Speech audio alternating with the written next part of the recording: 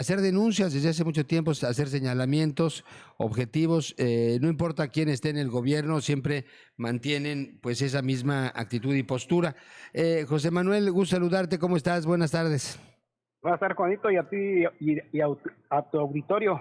Oye, pues un enorme gusto saludarte y preguntarte, pues, ¿por dónde empezamos en esta semana que ha sido sumamente intensa? Ya viste lo que pasó en el Congreso, donde, pues, al final de cuentas barrieron con los fideicomisos y los fondos, incluyendo el Fonden, que aunque dice el coordinador de Protección Civil que como no aplica de manera retroactiva, pues todavía puede quedar algún remanente del Fonden que ya recibirán instrucciones de cómo bajarlo. ¿Cómo ves todo esto, José Manuel? Pues Juanito, yo creo que sí hay varias cosas que platicar. Lo de los fideicomisos, lo de los recursos del COVID-19 aquí en Tabasco, Ujú. lo de las inundaciones y la transparencia en el Congreso incluso también. Pero También. bueno, yo creo que de entrada en los fideicomisos, pues yo creo que sí es lamentable lo que ocurrió. Evidentemente, yo creo que sí ha habido excesos, como en muchos casos ha habido excesos en el manejo de los fideicomisos. Sin embargo, no todo era malo, ¿sí? Incluso el día de ayer por la noche salió la Oficina del Alto Comisionado de las Naciones Unidas para los Derechos Humanos en México, pues a decir que lamentaba la desaparición del fideicomiso del Fondo de Protección para periodistas y defensores de derechos humanos, que finalmente es un fondo especial para situaciones de emergencia y de urgencia y emergencia, para la que si había necesidad de sacar del país a una persona por la gravedad de las amenazas o del asunto, pues de ahí se tomaban los recursos, ¿sí?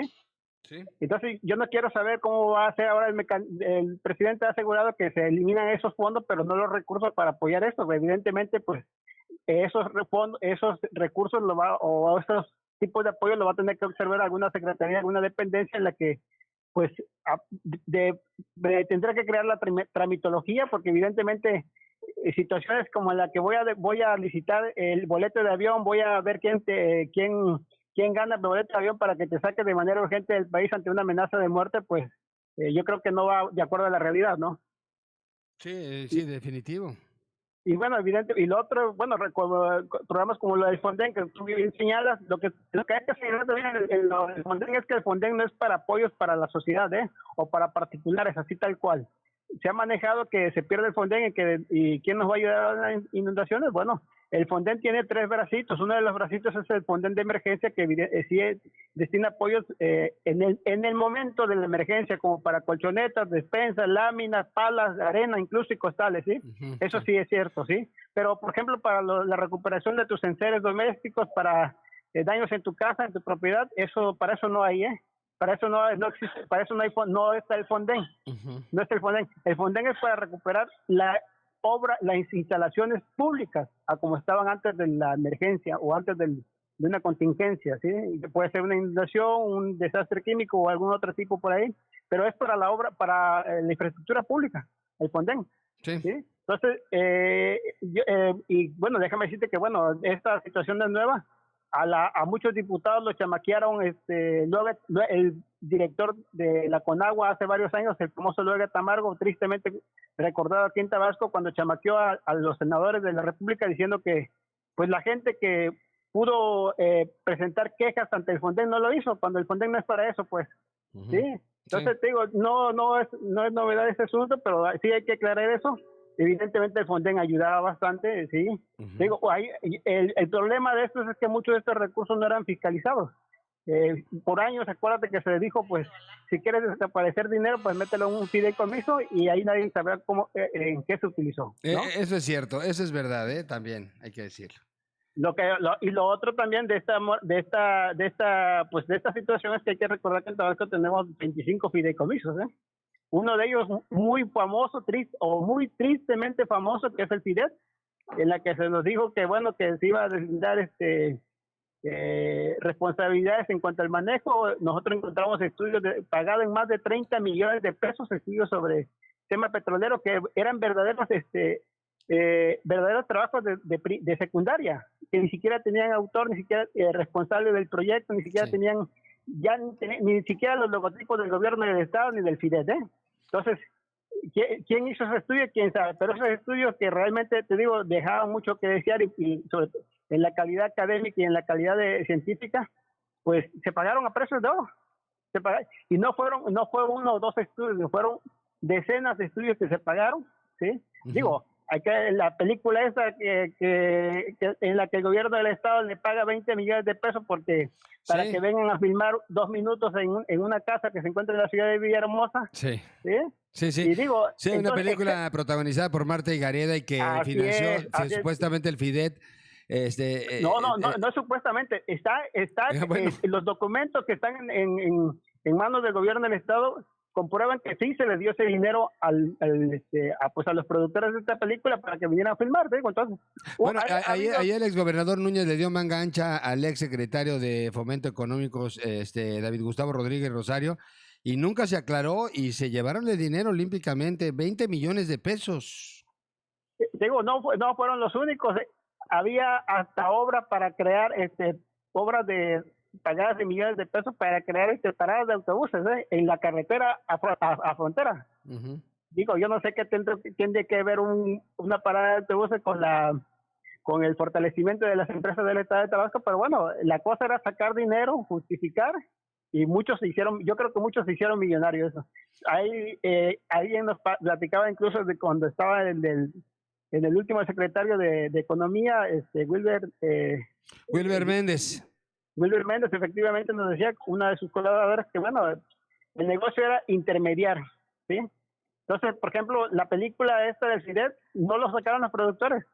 Hubo un consejo empresarial que intermedió para sacar ese dinero, y al que se le dio ese dinero para que ellos a su vez se la dieran a estos productores de la película. Entonces le decían a esta gente, pues el negocio era intermediar.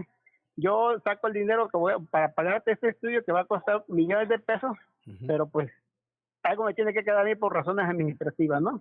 Claro. Entonces hasta cierto punto sí tiene justificación esta petición que le hizo el presidente a los diputados de desaparecer estos mecanismos, fondos y fideicomisos.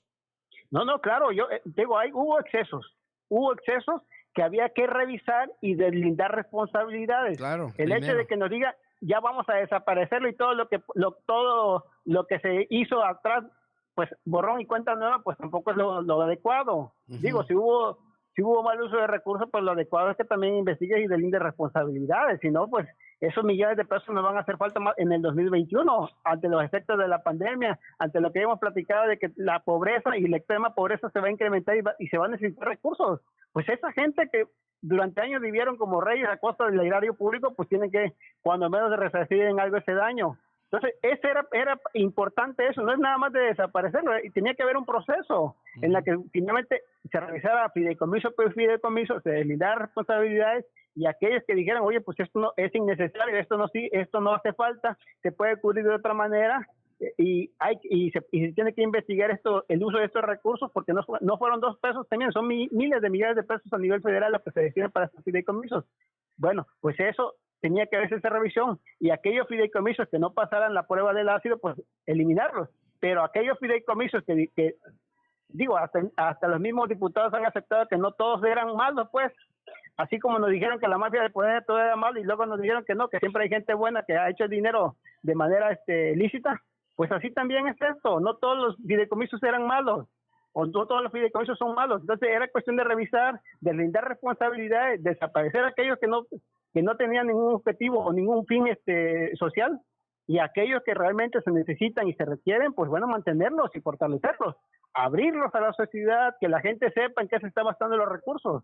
Entonces te digo, esa parte de todos son malos y van para afuera todos, tampoco es lo adecuado, ¿eh?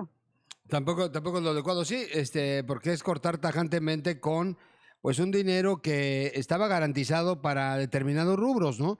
Y que ahora pues tendrá que ser, entiendo, pues un calvario con esta burocracia atorada. Efectivamente. Estar rogando y tratando de justificar que te manden un apoyo, y cuando llegue, si es que llega, pues también a lo mejor ya pasó todo, ¿no? En el caso Ese es el problema. de las inundaciones, por ejemplo, ¿no? Sí.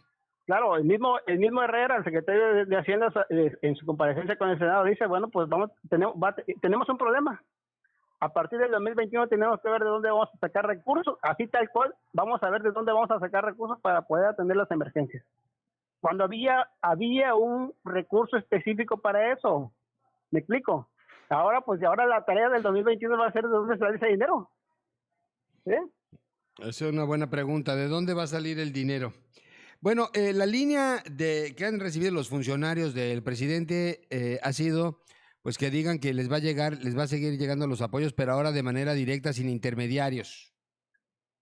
Pues bueno, ojalá, digo, el problema de con el rollo de los fideicomisos, que bueno, la percepción, y ojalá que no se confirme en el 2021, es que todo este recurso es para las obras que de alguna manera esta administración tiene prioridad, como son el Tren Maya, la refinería, el corredor transísmico, ¿sí?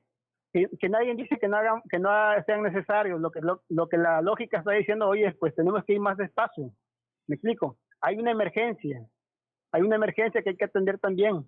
Entonces no es así nada más de vamos a ver de dónde saco el dinero, ¿sí? Creo que ya hemos platicado, las proyecciones para el 2021 son, y solo falta confirmar que la pobreza extrema se van a incrementar. Sí. ¿Sí? Entonces se van a requerir fortalecer los programas sociales, es evidente. Y la otra es esa situación en el entorno en que se están dando algunos programas sociales. La Coneval hizo unas evaluaciones en relación al ejercicio 2019 y bueno, no salieron muy bien libradas, ¿sí? Ajá. Entonces, hay cosas que hay que fortalecer. Y evidentemente también, si metemos al tamiz que se está utilizando con los fideicomisos, pues muchos de los programas de desarrollo social que se están manejando ahorita, pues tendrían que desaparecer el próximo año. Así de sencillo, pero no es así tampoco. Entonces digo, la lógica es esa. Por eso la importancia de la transparencia, de la rendición de cuentas, del acceso a la información, ¿sí? De decir, bueno, la gente sepa en qué se está utilizando los recursos, para qué están sirviendo, quiénes están siendo beneficiados. Sí, claro. Y las cosas que no se están haciendo mal, pues hay que corregirlas. De eso se trata, pues. Sí. No se trata de esto ya no sirve, esto no me gustó, vámonos. No es así tampoco. Entonces, esos son procesos que tiene que haber y que lamentablemente, pues ahorita nos estamos yendo a los extremos. Si no me gusta, y el problema es que parece ser que es de forma unilateral, si no me gusta, va para afuera. Sí. Si esto me interesa, tiene que ser apoyado. Tampoco, digo, no responde a las necesidades de la sociedad. Entonces, eso también es algo que tiene que corregirse. Claro. Bueno, pues esto, por ejemplo, lo del cine, lo de estos apoyos al cine que se daban, bueno, el caso que nosotros tenemos del FIDET, pues sí nos hace pensar que estaban habiendo muy malos manejos. ¿No? Hubo malos manejos. También manejos, lo de la Conagua. Ayer estuve, José Manuel, en los tapetes estos del Tintillo. Qué destrucción ambiental se dio, ¿no? Y con los programas para evitar nuevas inundaciones, solamente dejaron destrucción ambiental y ahora, pues, perjuicios gravísimos a las personas que viven en esa zona. Ayer nos lo comentaban. Ustedes lo documentaron en su momento. Era delegado de Conagua, Jorge Octavio Mijangos. Sí, no, pues no nada más con Mijango, con Camucay y con pues incluso te señalaba el caso de este director general de la Conagua, que públicamente, después de varios recursos de revisión que interpusimos como Santo Tomás para que nos diera a conocer las actas del comité de manejo de las presas construidas sobre el río Grijalva, pues aquí públicamente en una de sus visitas a Villahermosa dijo, bueno, que la Comisión Nacional del Agua es transparente y va a entregarle la información que ha solicitado esa organización civil. Sí, no dijo nombre, pero bueno, pues lo que encontramos ahí, incluso también lo señalamos, es que en su momento, y que también lo dijimos, que también con lo que tú estás diciendo ahorita, sí, que en su momento, cuando menos la inundación del año 2010, no fue producto de la naturaleza, no fue producto del cambio climático, sino producto de la corrupción. Así tal. Y eso lo citamos y incluso lo tenemos documentado. Y una de las cosas que nos fundamentamos son precisamente en las actas de este Comité Técnico de Manejo de las Presas del Río Grijalva, en la que en 2010, en septiembre del 2010, en una de las reuniones se le comenta al gobernador del estado en ese entonces, Andrés Garnier, que bueno, que dadas las condiciones en las que se encontraban las lluvias y las aguas, los niveles y todas estas cosas, se tenía que inundar parte del estado de Tabasco.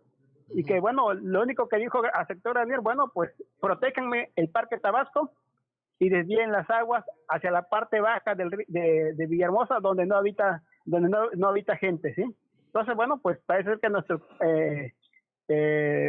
paisanos indígenas de Tamuité de las Sabanas y de Centla, pues no existieron en ese momento para Andrés Granier, y fue así como abrieron bocas de escoba, como desalojaron a la gente de Indeco, ¿sí? Para desalojar las aguas. La idea siempre ha sido de los planes contra inundaciones, proteger la ciudad de Villahermosa sin importar que el resto del estado se inunde. Sí. Y la otra prueba es el Macayo, Sí. ¿sí? El Macayo, finalmente el objetivo del Macayo es desviar las aguas de arriba, del río Grijalva, hacia la parte de Nacajuca, Jalpa y Cunduacán, que son las comunidades que se están yendo el agua desde hace varios años después de que empezó a funcionar el Macayo. La idea es proteger a Villahermosa. Alguien de la Conagua decía en su momento es que estas aguas no son para proteger a todo el mundo, ¿sí? Entonces, hay tabasqueños en estos tipos de acciones de contra inundaciones, hay tabasqueños de primera y de segunda, tabasqueños que hay que proteger y tabasqueños que se pueden inundar, ¿sí? Definitivamente. Son de los temas importantes, ¿no? Ahora, la actitud de los políticos, ¿qué te parece? Los diputados, los funcionarios, pues como llegan a las comunidades y sin nada, a tomar una foto, no sé, han sido rebasados, ¿verdad? Completamente. No, totalmente de acuerdo. Yo creo, pues mira, el hecho, el rollo, la parte esto de que veamos funcionarios entregando o posibles candidateables, entregando medio cono de huevo, entregando panes, entregando cosas ahí, tomándose la foto todavía, pues digo, yo creo que evidencia el nivel de política que tenemos en el Estado, ¿sí? Es lamentable que la gente, con los 35 personas que mantenemos como reyes en el Congreso del Estado, pues que se sustenten en un bastón llamado gestoría social para poder realizar sus actividades cuando sus responsabilidades van más allá. Sus responsabilidades son destinar recursos a donde se haya necesidad de destinar, no de quitarle para luego ir a regalarle una pieza de pan y decir que son buenos, que les interesa el pueblo.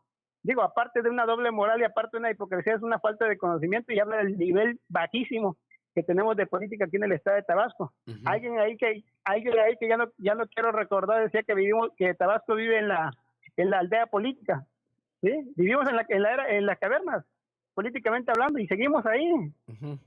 Sí, no. Digo, la gente que puede resolver los problemas del estado se dedica a regalar a ir a salvar a la gente entre el agua para tomarse la foto, porque finalmente ya saben que dentro de unos meses van a dejar su puesto y es necesario obtener otro, ¿no? Claro, no, y además, pues los políticos, dependiendo sus circunstancias, sus momentos, ¿no? Nos decían ayer personas del Tintillo que el hoy gobernador Adán Augusto López Hernández, cuando era senador o diputado federal de oposición, los acompañaba a las protestas contra CFE, contra Conagua, y ahorita pura simulación y pura y solapar, ¿verdad? Todo lo que están haciendo, simulando que hay una animadversión o que hay una confrontación con CFE, pero en realidad haciendo como que hacen y sin hacer nada, dejando hacer, dejando pasar, en una actitud que me parece muy conservadora y muy neoliberal, José Manuel. Pues mira, y parece ser que los ciclos se repiten, Juanito. Si recordarás, cuando Arturo Núñez Jiménez era senador, pues se molestó mucho por las inundaciones del año 2010 e incluso pues promovió entre los afectados la presentación de una queja ante la Comisión Nacional de Derechos Humanos, que resolvieron un año después, en el 2011, en noviembre del 2011 resolvieron. Bueno, fue una bandera de campaña de Núñez. Claro. Bueno, pues esa recomendación que se emitió en noviembre del año 2011, ¿qué? 8 o 10 años después, está sin cumplirse, cuando él mismo fue gobernador. Sí. Entonces, es el uso político de este tipo de situaciones. Te digo, lamentablemente, pues vivimos en un atraso político muy grave, en la que únicamente la sociedad es usada como un objeto para llegar como trampolín político, pues. Entonces, esa recomendación, la 69 de 2011 de la CNDH, a esta altura del partido sigue en proceso de cumplimiento. cuando el que la promovió para que la CONAGUA interviniera y se corrigieran algunos puntos en relación a las disminuciones en Tabasco, fue gobernador 6 años, o estuvo en el gobierno 6 años y no hizo nada. Entonces, es lamentable pues esta situación. Incluso en el oficio o en la carta que le envía el gobernador del estado a Bartlett la semana pasada, pues se menciona esto, se menciona esta recomendación de la CNDH. Sí. Y bueno, pues esa recomendación sigue sin cumplirse, sigue usándose como bandera política, pero nadie le interesa cumplir. O sea, a ver cuántos sexenios más les aguanta, ¿no? Les dura. Pues pues acuérdate, lo mismo ha sido con la resistencia civil. Lo mismo ha sido con la resistencia Entonces civil. te digo, pues ya más de 25 años y que yo la resuelvo y mira, y pues lamentablemente el que la inició, pues hizo, como tú dices, hizo así como que quiere resolverla, pero no resolvió nada. ¿Sí? Al final de cuentas. ¿Y el otro tema cuál es? ¿La CFE o cuál? Pues te decía lo de COVID, que me bueno, el tema del también. COVID, claro, sí. Me parece interesante. 3 cosas que se dieron la semana pasada. Una por nosotros, otra por un partido de oposición y otra por un medio nacional. Sí. La primera de nosotros, pues nos pareció interesante conocer que la diputada Mónica Fernández Balboa estaba gestionando unos equipos ante la empresa Huawei. Sí, unos equipos que parece que es un juego de 20 tabletas, de tablets. Ajá. 20 tablets, pues para el rollo de diagnosticar el COVID aquí en Tabasco. Pues nos pareció interesante conocer la donación y bueno, que se había hecho. Pedimos esta información y resulta que nadie sabe dónde están esos equipos. ¿Sí? Entonces, está desaparecido ese equipo Huawei. Esas tablets Huawei, ¿para qué eran específicamente, José Manuel? Pues el comunicado que se emitió en su momento era para el diagnóstico para ayudar en el diagnóstico de los enfermos con COVID-19. ¿sí? Sí. Y estaban etaquetadas en particular para el Hospital Juan Gran. Ajá. ¿sí? Sí. Entonces, resulta que pues se pregunta y se dice... Ustedes lo rastrearon, los equipos, esas tablets, y no están por ningún lado. No, pues así está el Hospital Juan Gran, dicen que pues no tienen ninguna evidencia de donación por parte de esa empresa, así tal cual. Bueno, pues bueno, lamentablemente, te digo, creo que ya habíamos platicado con anterioridad en la que tú mencionabas que el gobernador había dicho hay que transparentar los recursos, pero que tu servidor te decía que no es suficiente eso de que nos digan que todo se va a transparentar, que es necesario dar pruebas. ¿Y mira? ¿Sí? Sí. Entonces del dicho al hecho, pues... ese es un caso nada más, ¿no? Ahora, ¿cuánto costarán esas tablets? ¿Son 3 casos? A ver, ¿cuáles son? Bueno, te decía, eso es lo de las tablets, que bueno, son 20 tablets que yo no sé cuánto puedan costar, pero independientemente del costo, bueno, dice, oye, no pueden desaparecerlas, si no eran para uso personal, ni tampoco era para distribuirlo entre la plantilla laboral, si es que llegaron, ¿sí? Entonces, y si llegaron, tiene que haber evidencia de su entrega, pero dice el Hospital Juan Gran, que fue el que incluso su director estuvo en la reunión esta de entrega virtual, porque fue virtual, no fue personal, pues que no están esos equipos. Pues bueno, pues yo creo que es algo que tiene que resolver el TI dentro de poco. Y te decía, el otro asunto que te dio también la semana pasada es el rollo y que se ratifica como un medio nacional, es que parece ser que el gobierno del estado adquirió equipos, materiales, incluso los domos, con empresas fantasmas.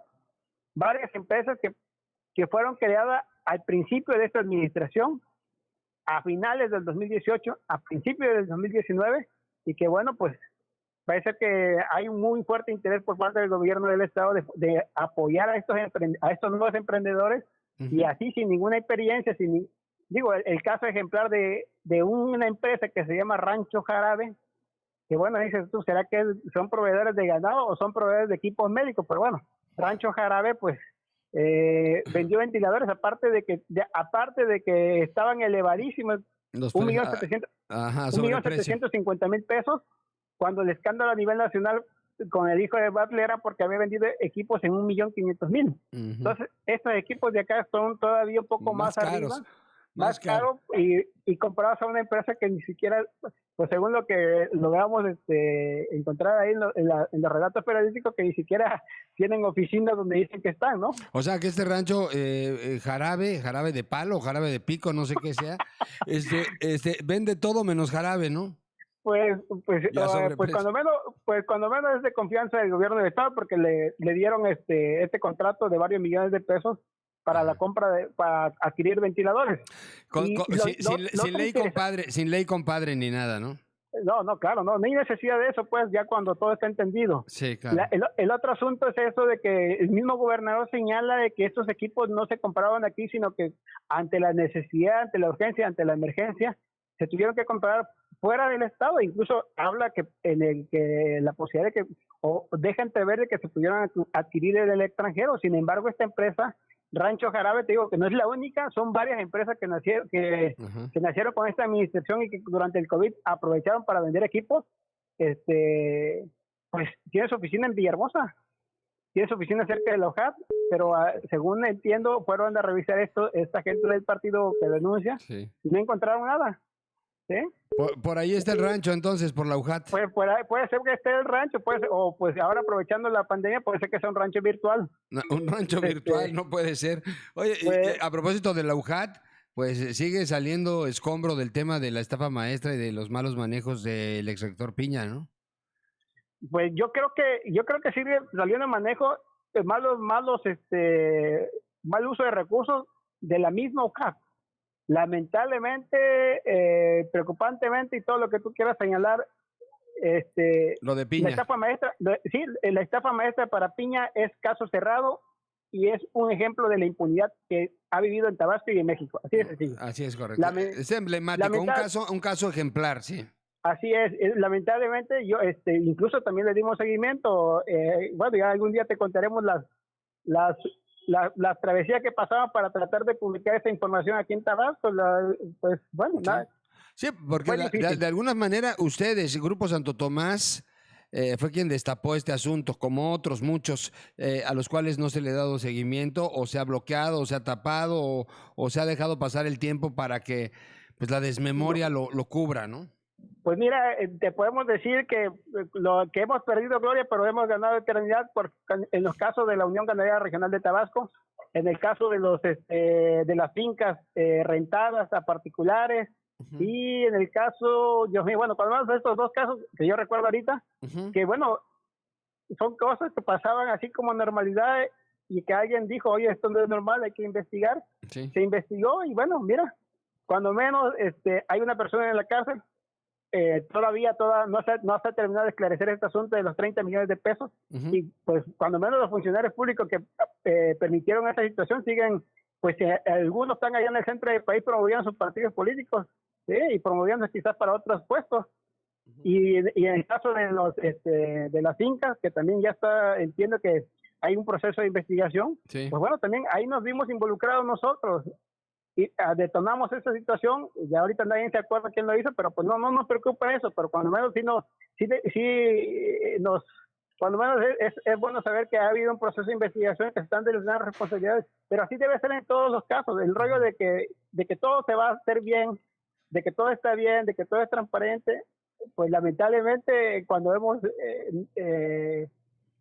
entrado a revisar, pues parece ser que el dicho no va de acuerdo a la práctica. Sí, no, pues ya escuchamos al gobernador decir que se ha demostrado ya fehacientemente en qué se gastaron los recursos que presuntamente se habían ahorrado para atender el tema del COVID, pero pues eso no pasa por ninguna auditoría ni nada, es solamente el decir del gobernador y ya.